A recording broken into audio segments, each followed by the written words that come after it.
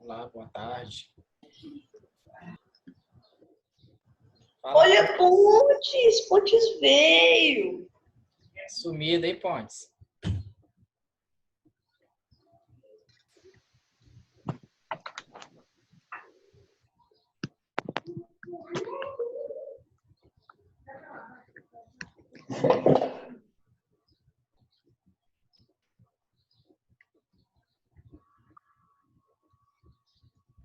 Eu fui o primeiro a entrar, foi, tio?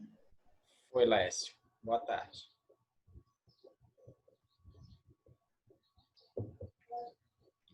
E aí, tio Fábio?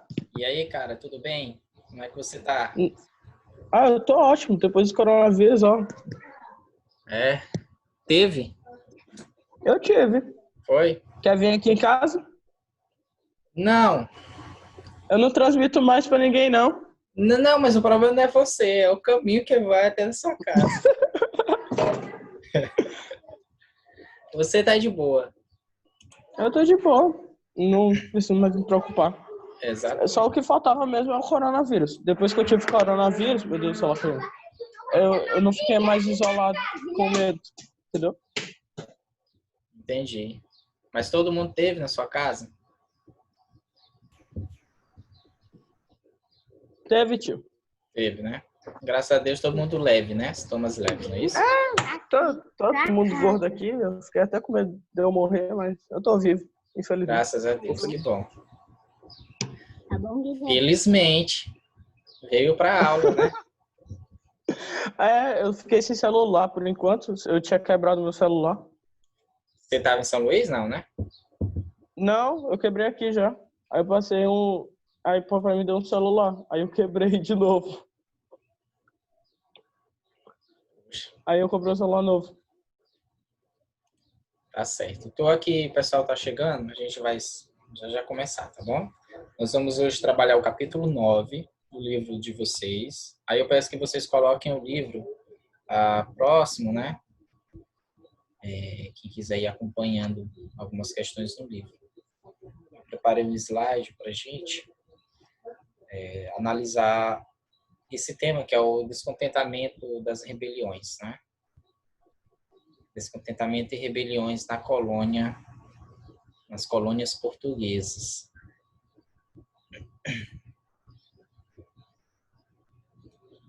Gabriel, Henrique. Boa tarde, aqui eu ainda não dei boa tarde. Laila, Henrico, Gabriel, Elian, Raul.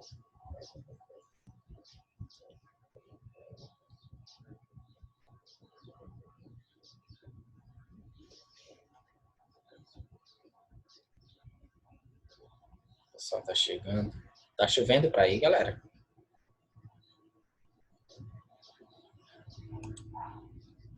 Tio, aqui tá quase, né?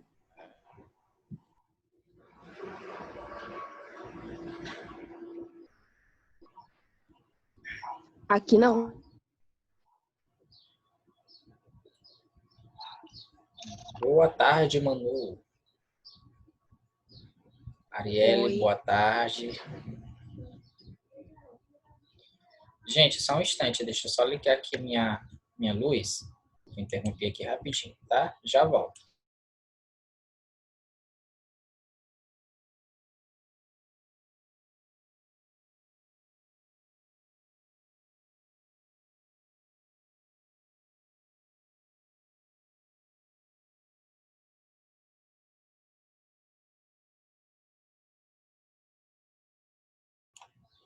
Voltei. Tá ficando escuro aí. Sem luz fica muito ruim de vocês me enxergarem. Pronto. Bom, gente, como eu estava dizendo, o pessoal que começou, né, entrando comigo aqui desde o começo, nós vamos trabalhar o capítulo 9, tá bom? Tem pouca gente. Hoje tem pouca gente. Na aula passada. 10 pessoas. Não, mas hoje cedo tinha um montão de gente. Acho que tinha 24. Já eles devem estar aparecendo, né? Acho que ele deve estar pensando que não tem mais aula. Não, eles sabem que eu estou aqui à espera. nesse meu isolamento.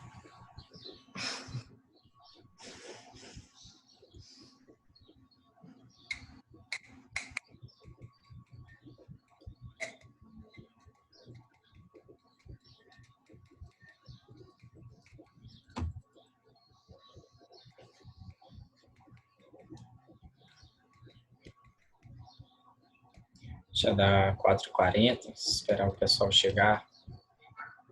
A gente continua. Ok. Pedro, Pontes, no YouTube tem algumas aulas, tá? Que a gente trabalhou aqui durante esse período. Eu aconselho a você procurar as aulas sobre sobre Revolução Francesa e... Ei, tio. Oi. Boa tarde, Pedro. E também sobre a independência das 13 colônias, tá bom? Beleza, tio. Você dá uma...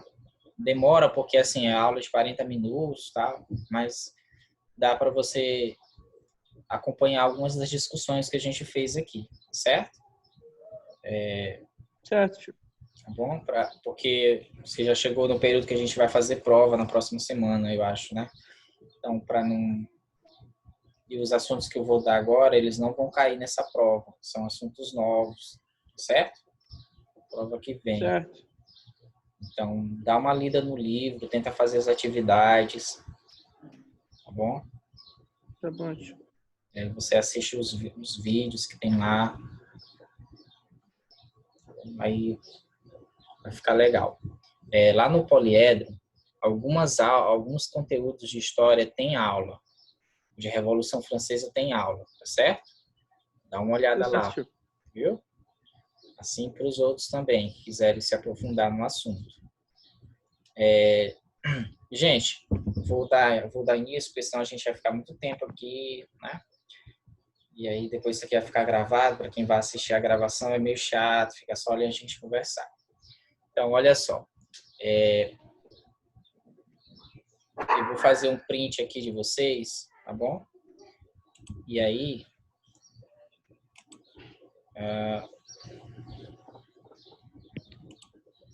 eu vou salvar para me ver quem começou na aula.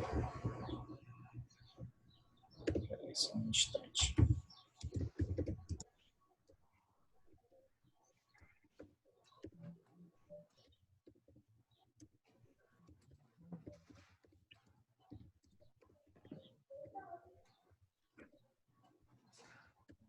Será que o povo dormiu, tio? Estão chegando aqui. O pessoal estava adormecido. Tio, eu não consigo dormir de tarde. Incrivelmente, eu não consigo dormir de tarde. Eu tento e não consigo. Só eu deitar que eu durmo. Do jeito que eu tô aqui, é só eu deitar. Pra mim é impossível dormir de tarde. Deixa eu procurar aqui.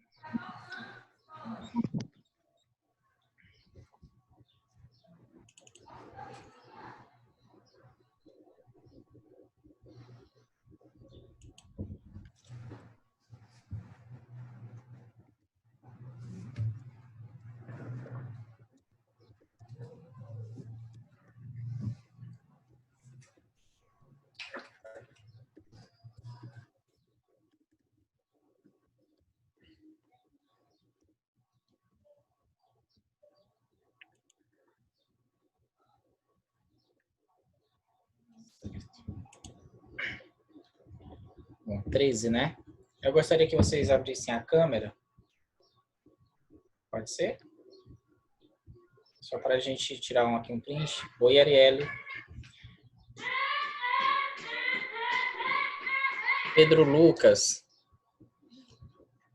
Pedro Lucas é outro que fazia tempo que eu não via. Estava na aula passada, Pedro? Lucas? Ei, não. Não, né? Assim, tempo em que eu não via. Vendo aqui um astro novo também, tá chegando agora.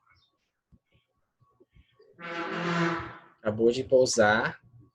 Tá chegando o novo revolucionário francês. Tem uns astros aqui novos, né? Aqui uns planetas, satélites, estrelas. O pessoal que tá chegando novo aqui. Tá? A gente é nova, graças a Deus.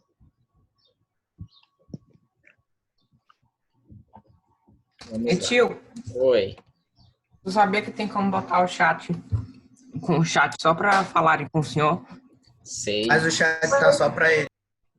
Tá não, tá desativado. O chat está desativado. Eu desativei o chat porque acontece um problema.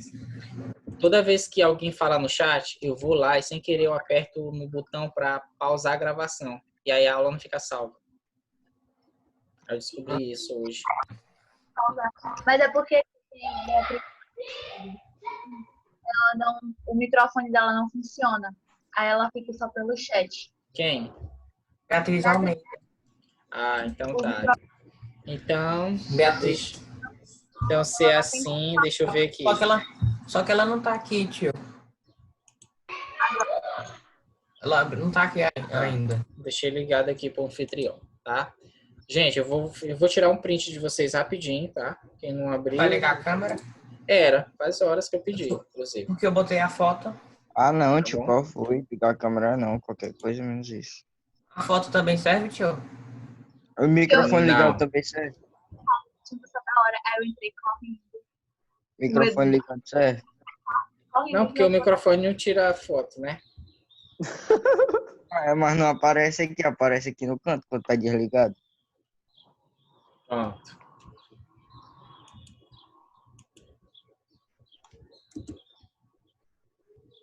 O senhor tirou? Sim. Vamos lá que a gente já perdeu muito tempo. Mais de 15 minutos aqui esperando a galera chegar. Né? Boa tarde, Samara. Gente, eu vou compartilhar com vocês um slide que eu fiz para a gente trabalhar a nossa aula hoje, tá bom? A gente hoje vai trabalhar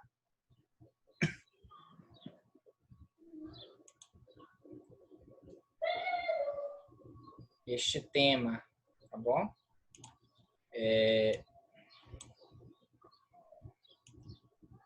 Conjuração mineira, certo?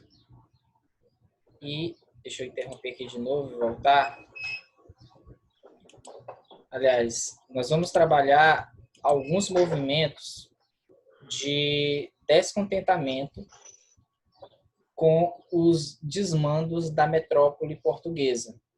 E aí, só para a gente fazer uma relação entre o conteúdo que nós vamos trabalhar agora e o conteúdo que a gente já vem trabalhando, é aquela mesma relação que tem a ver com os descontentamentos dos colonos com os desmandos das metrópoles. Então, nas aulas passadas, nós estávamos trabalhando justamente esse processo de descontentamento lá nos Estados Unidos, né, com as 13 colônias. E a gente viu que foi justamente a motivação que levou à emancipação das 13 colônias, ou pelo menos o desligamento da Inglaterra, foi por conta do aumento do controle, né, e dos impostos em cima das colônias. Então, é um problema que a gente vai ver também aqui na América Portuguesa, né? Esses problemas, esses descontentamentos por conta desses desmandos da coroa. Tanto lá como aqui, a gente vai ver um processo que a gente chama de crise do sistema colonial. Né? É quando esse sistema colonial ele começa a se deteriorar, e aí a gente vai ver diversos movimentos que vão começar como movimentos que, de alguma forma, eles estão ali tentando melhorar a situação com relação a essa relação, essa situação de exploração com a metrópole, ou pela metrópole, melhor dizendo. E, ao mesmo tempo, nós iremos ver processos ou movimentos revolucionários com o objetivo de emancipação. Tá? Então, o objetivo da nossa aula hoje é entender quais os tipos de movimentos que ocorrem no Brasil colônia ou na América Portuguesa e quais as demandas, as pautas, né? O que motivava esses grupos a se sublevarem, ou seja, a se amotinarem contra a coroa portuguesa ou contra a metrópole. Certo? Alguma pergunta até aqui, gente? Não. Não. Não, né? Ok. Então, a América Portuguesa e o sistema colonial, né? A primeira pergunta que eu faço era: qual era a situação da América Portuguesa entre os séculos 16 e 18? Ou seja, em que pé está essa relação entre a América Portuguesa, no caso o Brasil, e a metrópole, no caso Portugal? Diga, Pedro. Portugal tinha um monopólio comercial com a América Portuguesa, sendo que a América Portuguesa podia negociar com Portugal. Não é igual como nos Estados Unidos, que tinha o comércio triangular. Sim, aí é uma diferença, né? Lá pelo menos teve esse comércio triangular, porque no começo as colônias inglesas elas estavam meio, elas tinham uma certa autonomia esta que aqui nunca se teve, né? Isso sim é verdade.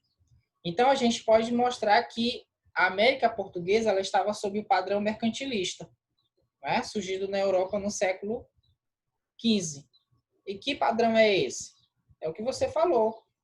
Nesse modelo de exploração, a metrópole ficava com boa parte do que era produzido e isso levou ao surgimento de movimentos de insatisfação, né? Então, a situação era a situação de exploração, certo?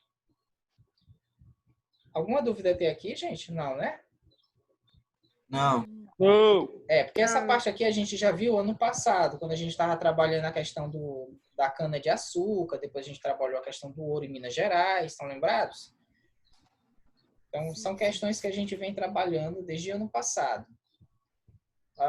Então, gente, a relação era essa, tá? Uma relação de desigualdade, ou seja, a colônia, ela tinha um papel secundário aí. Ela, na verdade, ela era explorada e não tinha quase nenhum direito.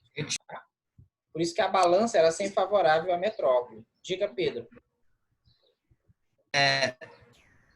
Por que assim, eles compravam da colônia por 1 e vendiam por 2 para a colônia, mas eles não tinham medo de a colônia ficar muito pobre e não poder mais dar esse 1? Eles não tinham esse medo porque eles achavam que a colônia era como se fosse um negócio que nunca ia acabar. É como se os recursos fossem sempre renováveis. Então, mesmo com as colônias, às vezes, em situação de miséria, ainda assim a metrópole dizia que era invenção, que os colonos estavam escondendo a riqueza, né? Que eles estavam tentando enganar a coroa. E aí levava a casos, por exemplo, que aconteceu na Inconfidência Mineira, que a gente chama de derrama, que é o momento onde as colônias de Minas Gerais, né? As Minas Gerais não conseguiu pagar exatamente o que a coroa queria, então eles tiveram que pagar com seus próprios objetos, com as próprias economias, aquilo que eles tinham. Então passava agentes da coroa portuguesa levando tudo que se tinha dentro de casa, tá? Porque nunca se achava, Pedro, que fosse realmente um problema de empobrecimento das colônias. A coroa portuguesa ela não queria saber. Ela queria saber que existisse os seus recursos, né? Uma vez que a colônia era um negócio da coroa. Era um simples negócio, tinha que dar lucro sempre. Tá bom? Tio, e me explica essa balança aí, como é que o mais pesado está em cima? Por que o mais pesado está em cima? Porque quem sustenta o mais pesado?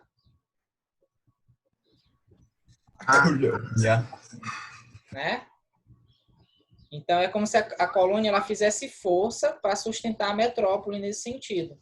E a metrópole, no caso, ela está ali numa situação confortável. Certo?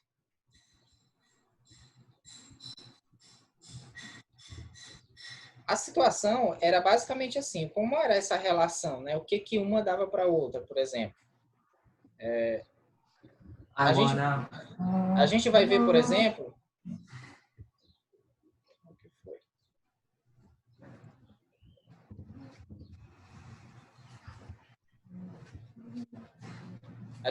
por exemplo, que os produtos que a metrópole enviava para a colônia eram sempre produtos manufaturados e sujeitos escravizados.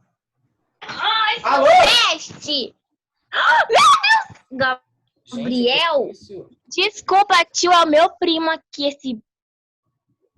Do nada, eu ouço falando. Do nada, do nada. Isso Acontece. só acontece em aulas que tem lua. Eu tô na casa da minha Desculpa. avó, tá ligando minha câmera sem querer. ok. Porque ele fica do meu lado. Eu não entendi nada porque travou tudo. Vocês estão me Eu ouvindo? só entendi Biel. Biel, alguma coisa de Biel. Tá. Olha só, a metrópole, Ela pediu desculpa. a relação da metrópole com a colônia era da seguinte maneira. A metrópole, ela enviava produtos manufaturados e sujeitos escravizados para a colônia. Em troca, as colônias deveriam mandar matérias-primas, produtos tropicais e metais preciosos. Compreendido? Era a relação aqui de um mandar produtos especializados e outro enviar produtos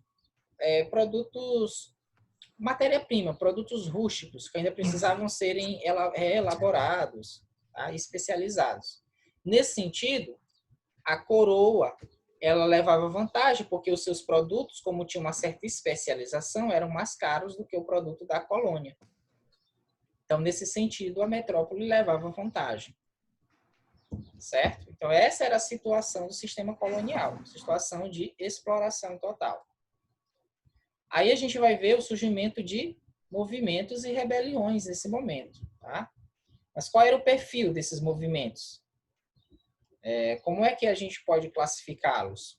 O que que eles buscavam? Então, a gente vai ver dois tipos de movimento nesse sentido. Os movimentos chamados nativistas, que eram caracterizados por uma demanda local, por exemplo, uma reação a um imposto, por exemplo, muito alto da colônia, ou da metrópole, desculpa. E, do outro lado, movimentos de separação, movimentos emancipacionistas, que aí eles já estão relacionados com a ideia de que eles já estão, na verdade, conscientes da ideia de que eles estão sendo explorados e, portanto, a única maneira de deixar de ser explorado é se desligando da metrópole. Então, a gente tem dois movimentos. Um nativista, que são mais para questões locais, eles queriam, no caso, a melhoria dessa situação de exploração, mas não pensavam, por exemplo, em se desligar da coroa, e os movimentos emancipacionistas, que são os movimentos que vão querer, no caso, se emancipar da coroa portuguesa. Certo? E tio, como é que funciona hoje o caso da Groenlândia com a Dinamarca? Pedro, não sei te dizer, porque eu não estudo esse assunto. Eu não faço ideia. Mas se é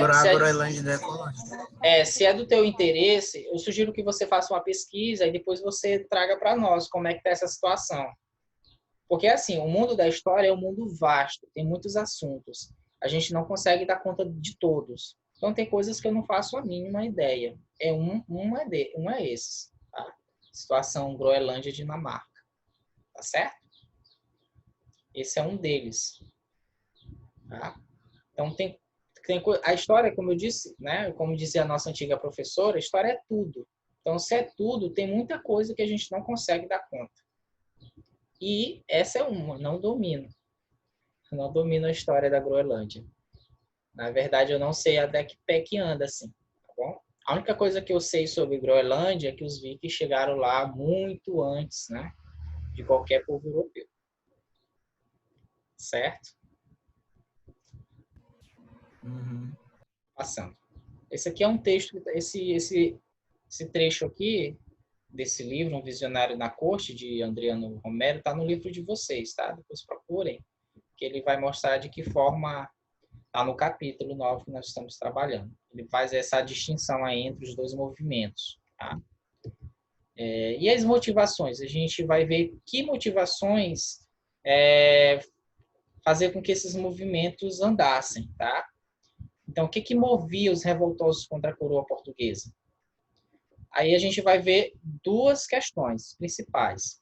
A insatisfação das elites locais aos desmandos das autoridades centrais, e aí é uma briga política entre centro e localidade, que muitas vezes o centro quer mandar na localidade, então ele envia administradores de lá para tentar dominar aqui.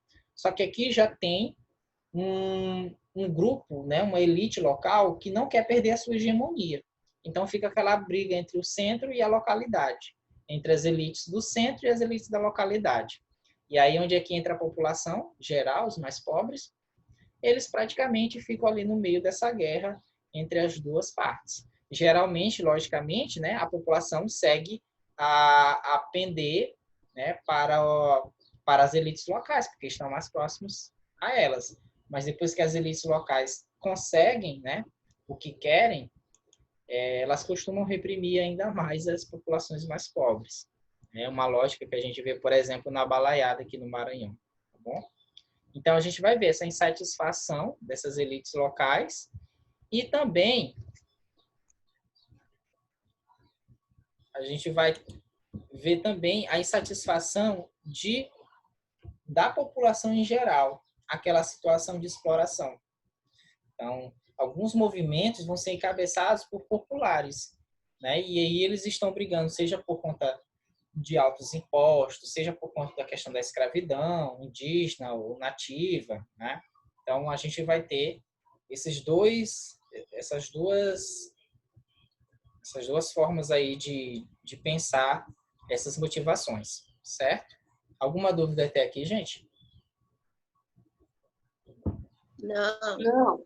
Não. Tá conseguindo enxergar o slide? Tem algum problema? Sim, Tá tudo ok. tô conseguindo enxergar. Tá. Então, esse aqui é um trecho, né, da Conspiração dos Alfaiates. Esse trecho aqui, ele é uma devassa, ou seja, uma investigação feita pelo desembargador da época, e ele vai mostrar, por exemplo, o que queria os revoltosos da Conspiração dos Alfaiates. Olha o que ele diz. Por ouvir dizer constante e notoriamente que se projetava fazer um levante nesta cidade, com saque e assassinos, para se estabelecer um governo democrático, livre e independente, e que os autores desta empresa foram uns poucos de mulatos e enimosos, entre os quais foram os primeiros Luiz Gonzaga da Virgem, que dizem espalhar há pouco antes uns papéis sediciosos e libertinos pelos lugares públicos e mais sagrados. Tá? Esse aqui é um trecho que está com a letra da época, lá por volta de 1600, tá? Que mostra esse levante, né, que foi a Conspiração dos Alfaiates. E a gente vê aqui que era uma insatisfação popular. Olha, você vê aqui que tem vários personagens, entre eles mulatos, ou seja, populares, né? Pessoas negras, que estavam no movimento e queriam um governo democrático na cidade provavelmente de Salvador. Tá? Então, aqui, a gente vê, por meio desse trecho aqui, desse documento histórico, como essa insatisfação popular também gerava essas motivações, essas revoltas, na verdade, esses movimentos de revoltas. Ok. Então, mas como é que estava a economia das colônias na época? Então, qual era a base econômica colonial? Alguém arrisca? Estava Qual bem era a base? ruim. A base é extrativista. Extrativismo? Tio, essa aula vai até 6 horas. 8 horas. Extrativismo, mineração. Extrativismo, mineração. Mas o que basilava tudo isso?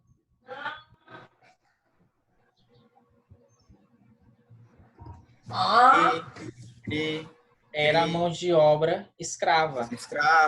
Aí, eu falei junto com o senhor. Então, a prosperidade econômica estava relacionada à intensificação da demanda de mão de obra escrava. Tá? Então, a gente vai ver que na base econômica da colônia é justamente a escravidão de negros. E vai ser também um dos problemas que vai gerar os movimentos de revolta. Tá? Isso aqui, eu vou mostrar para vocês agora um gráfico de escravidão. Tá dando para enxergar direitinho? Isso aqui é as origens do tráfico negreiro. Tá? Olha só. No século XVI, a gente vai ter aqui a Espanha e Portugal, né? Portugal e Brasil, nesse processo aqui de tráfico de africanos, né? A gente vai ver que ao longo dos anos, o tráfico de africanos com relação ao Brasil, ele vai aumentar, né? Até aqui por volta do século XIX, tem seu pico lá em 1850, né? Enquanto da Espanha, por exemplo, ó, que começa junto com Portugal, tende a cair, certo? Por exemplo, a Holanda começa um pouco depois, ó, mas não chega a ter picos grandes de levas de escravos. Se vocês prestarem atenção nessa linha que sobe aqui, são de milhares de escravos, né? Por exemplo, aqui, ó, 50 mil, 100 mil, 200 mil escravos. O Brasil chegou a... Até 1.300.000. 1.300.000, chegou ao pico, ao máximo. Enquanto, por exemplo, a Inglaterra, que também foi uma grande exploradora da mão de obra escrava, chegou a ter por volta de 800 mil, né? Num ano, por exemplo, ou numa década, tá bom? E aí depois cai, enquanto o Brasil continua aumentando. Perceba que, ó, o tráfico de escravos com a Inglaterra, o pico se dá aqui por volta de 1750. Ou seja, a Inglaterra está entrando no seu processo industrial. Então, isso mostra, por exemplo, por que caiu. A Inglaterra vai precisar vender produtos manufaturados, então a escravidão não vai ser mais vantajosa para ela, né? Enquanto que no Brasil o negócio continua subindo. Tanto é que no final de tudo, o Brasil vai ser o maior exportador de tráfico de escravos, Brasil e Portugal. Cerca de 5.848.000 vieram para o Brasil. A Inglaterra fica em segundo lugar, tá bom? E aí atrás vem França, Espanha e colônias, Holanda e colônias, Estados Unidos, Dinamarca e colônias, tá? Só que aqui no Brasil o negócio foi muito grande, muito maior mesmo. Ei, tio. Oi. Eu não entendo o hino do Brasil. Tem uma parte lá que fala glória no passado. Eu não vejo glória no passado do Brasil. Glória no passado? O hino nacional? Tem. Uma parte assim, eu não sei exatamente como é, mas tem uma parte que fala glória no passado. Não lembro. Mas a glória geralmente estava ligada à riqueza, né? E não a questões de humanidade. Lembre-se disso, tá bom? Então aqui você vê que o Brasil era o maior traficante de escravos na época, né? Desde aqui de 1500 até 1700. O Brasil perde para a Inglaterra aqui, vamos dizer aqui, por volta de 1700, né? A Inglaterra passa, mas depois, ó, o Brasil toma a dianteira, tá bom? Então, isso explica por que o Brasil, né, tinha base econômica baseada ou estruturada na mão de obra escrava. Mas, logicamente, que esses escravos não vão ficar, esses sujeitos escravizados, no caso, não vão ficar aí à toa, né? A gente vai perceber que muitas pessoas submetidas a essa degradante forma de exploração começam a se movimentar contra essa situação. E aí começa a ter os movimentos de resistência. certo? Então, por volta do século 17 e 19, a gente vai ver muita mobilização de africanos e afrodescendentes que vão lutar, né, pela melhoria de sua situação. Deixa eu ver aqui alguns comentários. Boa tarde, tio. Desculpa o atraso. Tio, atualmente esse número de escravos é pequeno. Bom, atualmente, o número de escravos, a gente não tem escravo, a gente não tem mais esse tráfico de escravo negreiro, Gabriel. Tá bom?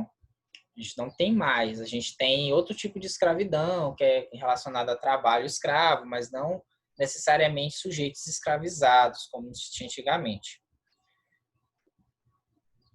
Brasil de amor seja singular, porque eu acho que diga ao verde louro desta flâmula. O quê?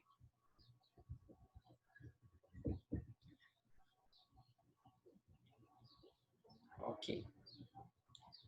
Vamos Aí, tio, eu achei a parte, eu mandei pro seu no chat. Eu vi, mas eu não olhei. Essa parte, assim, paz no futuro e glória no passado, né? Ah, sim, mas as glórias do passado têm relações com a economia, mas principalmente, gente, essa glória é a glória portuguesa, tá? Até porque, vamos falar sério, a nossa bandeira ela é muito mais portuguesa do que brasileira, realmente, né? Aquele verde ali, ele só representa as matas, mas na verdade a gente sabe que não representa mata nenhuma. Aquilo ali é a bandeira de Portugal, tá bom? Da Casa dos Bragança. Então, essas glórias aí são glórias de Portugal. E também porque, assim, o Brasil, a única, entre aspas, glória que ele teve foi na Guerra do Paraguai. Que foi a única guerra que o Brasil se meteu, assim. E eu acho desnecessariamente. E com a ajuda de outros, né? Também, né? Pois é. Passando aqui. Vamos lá. Mas o que diferenciou os movimentos? O que diferenciou esses movimentos separatistas, né? A gente viu lá os movimentos separatistas e nativos, né?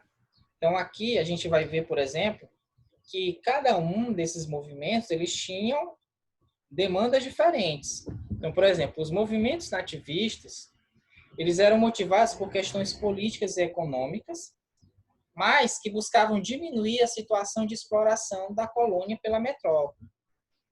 Esses movimentos eles tinham pouca relação com sentimento ou ideias de valorização da cultura local, ou seja, eles não tinham um sentimento de pertencimento ou de nacionalidade. Esse sentimento não existia ainda naquele período, de amor à terra, nada disso.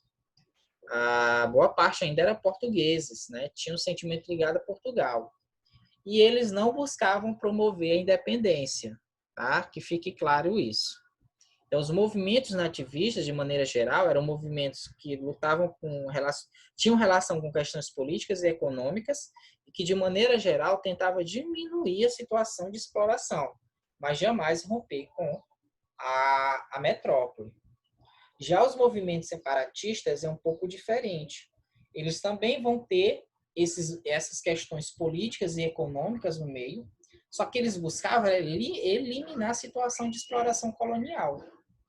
Tá? Alguns desses movimentos tinham relação com o sentimento de valorização da cultura local, mas era da cultura local, daquela região, e não de um sentimento nacional amplo que levasse a crer que eles fossem brasileiros, por exemplo, que eles tivessem sentimento de brasilidade. Ainda não é isso. Eles buscavam romper com a metrópole e buscavam emancipação local. Mas, mais uma vez, era emancipação local. Então, o objetivo... Oi. O Brasil também não era muito